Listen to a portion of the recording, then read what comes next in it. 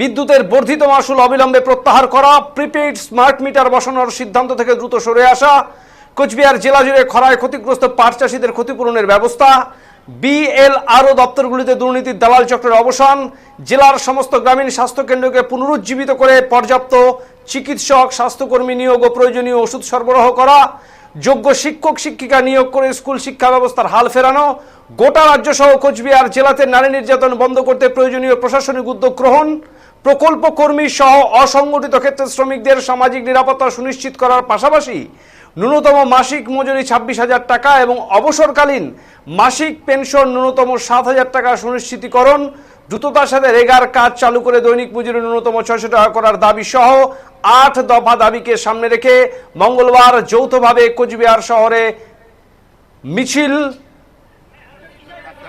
জেলাশাসকের দপ্তর সংলগ্ন এলাকায় বিক্ষোভ সমাবেশ এবং জেলাশাসককে ডেপুটেশন দিল সারা ভারত কৃষক সভা, সিআইটিইউ, সারা ভারত গণতান্ত্রিক মহিলা সমিতি এবং সারা ভারত ক্ষেত মজুর ইউনিয়ন।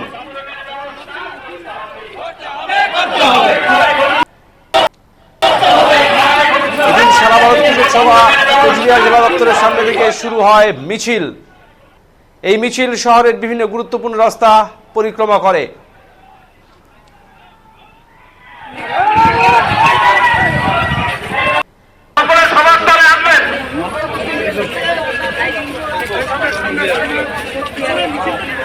এরপর এই মিছিল সমবেত হয় কোচবিহার জেলা শাসকের দপ্তরের সামনে। এখানে বিক্ষোভ ও পার্শ্ববর্তী আমতলা মোড়ে বিক্ষোভ সভার পাশাপাশি জেলা শাসককে ডেপুটেশন দেন যৌথ নেতৃত্বরা।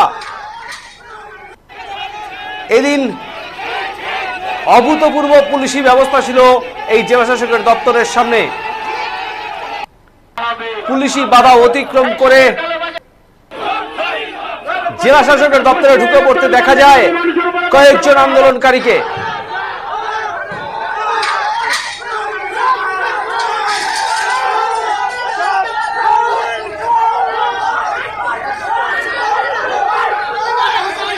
এরপরে এই সংগঠনের নেতৃত্ব এবং পুলিশি তৎপরতায় তাদেরকে আবারও গেটের বাইরে বের করতে সক্ষম হন পুলিশ কর্মীরা।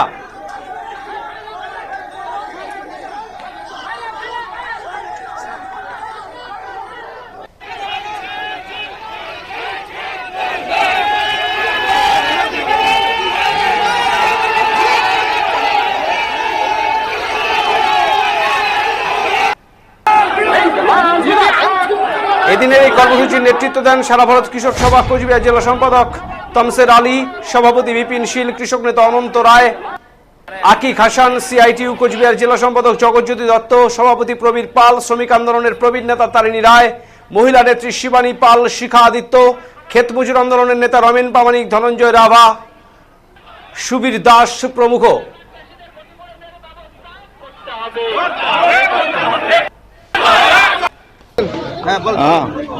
মূলত আমাদের 4টি গণসংগঠন কৃষক সভা, ক্ষেত মজুর, শ্রমিক এবং মহিলা সমিতির নেতৃত্বে জনগণের 8টা দাবি নিয়ে আমাদের ডিএম অফিসে ডেপুটেশন অবস্থান অভিযান। মূলত দাবিগুলোর মধ্যে প্রধানত দাবি যে অন্যায়ভাবে যে শ্রমিক আমাদের বিদ্যুতের বিল, সেই বিদ্যুতের বিল তারা বিশেষ করে দিল্লি এবং রাজ্যের সরকার বিদ্যুৎ কোম্পানিগুলোর কাছে, সিএসটির কাছে তারা অন্যায়ভাবে ইলেকট্রাল বন্ডের নাম করে টাকা ঘুষ নিয়ে তারা যে বিদ্যুৎ বিল এনেছে, সেই বিদ্যুৎ বিল 3 মাস পরে মানুষের কাছে আসছে। সেটা বিরাট একটা ফারাক হয়ে মানুষের কাছে যে মানুষ দেওয়া সম্ভব না।